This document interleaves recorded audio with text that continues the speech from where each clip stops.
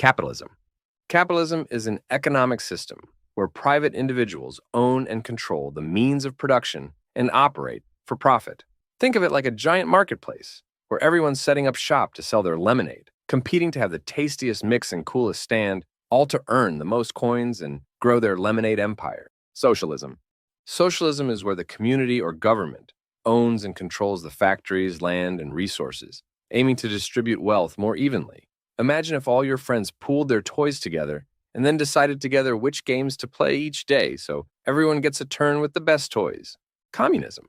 Communism is an economic system aiming for a classless society where everything is owned by the community and goods are shared according to need. It's like if everyone in class shared their lunch equally, making sure no one goes hungry, regardless of who brought the biggest or tastiest sandwich.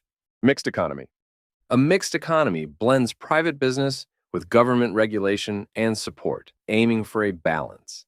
Think of it as a potluck dinner, where everyone brings a dish to share, but there are rules to make sure there's enough food that meets dietary needs, ensuring no one goes home hungry. Traditional economy. A traditional economy is based on customs and history, where goods are produced the way they always have been, like farming and hunting. Picture a family recipe that's been passed down for generations, where everyone knows their role in cooking it without needing a written recipe. Feudalism. Feudalism divides society into classes where the nobles own the land and the peasants work it in exchange for protection. It's like being part of a club where the leaders get the biggest clubhouse in exchange for keeping everyone safe from bullies. Mercantilism.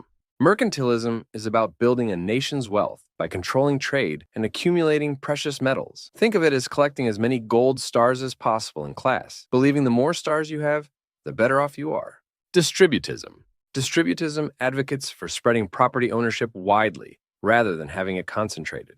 Imagine a neighborhood where every family owns a piece of the park, ensuring everyone takes care of and enjoys it equally. Syndicalism.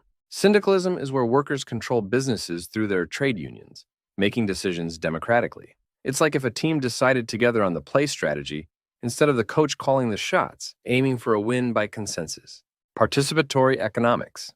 Participatory economics is a system where economic decisions are made by those affected by them, aiming for fairness and equality. Picture a music playlist for a road trip that everyone in the car gets to add to, ensuring everyone enjoys the tunes. Georgism.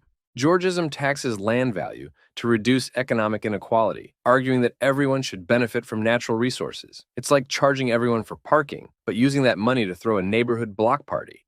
Mutualism. Mutualism combines free market practices with cooperative ownership, where businesses operate for mutual benefit. Think of a farmer's market where vendors trade goods among themselves, as well as sell to customers, supporting one another's success. Social credit. Social credit proposes direct payments to citizens to bridge gaps between production and consumption. Imagine everyone in town getting a gift card each month, so they can always afford to buy what the local shops are selling, keeping the economy buzzing. Eco-Socialism. Eco-Socialism merges green and socialist principles to address environmental issues and inequality. It's like a community garden where everyone works together to grow food sustainably, sharing the harvest and taking care of the planet.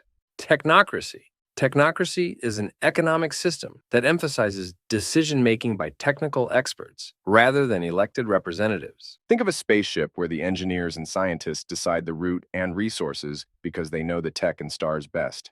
Anarcho-Syndicalism. Anarcho-Syndicalism combines anarchism with syndicalism, advocating for direct worker control over production without any state involvement. Imagine workers running a factory, like a big cooperative house, where everyone has an equal say and there's no boss in sight. Resource-based economy. A resource-based economy uses technology and scientific methods to distribute resources efficiently without money or barter. Picture a futuristic city where everything you need is available at the push of a button, based on what's sustainable and available, not on who can pay. Market socialism. Market socialism blends elements of socialism with free market mechanisms, allowing for some private enterprise within a framework of state ownership. Think of a farmer's market where the government ensures every stall has equal access to supplies and a spot, but they can sell whatever and however they like. Digital economy. The digital economy is based on digital computing technologies, characterized by the free flow of information and decentralized networks. Imagine an online marketplace where every click, share, and review shapes what's sold and bought, creating a web of economic activity without a central marketplace.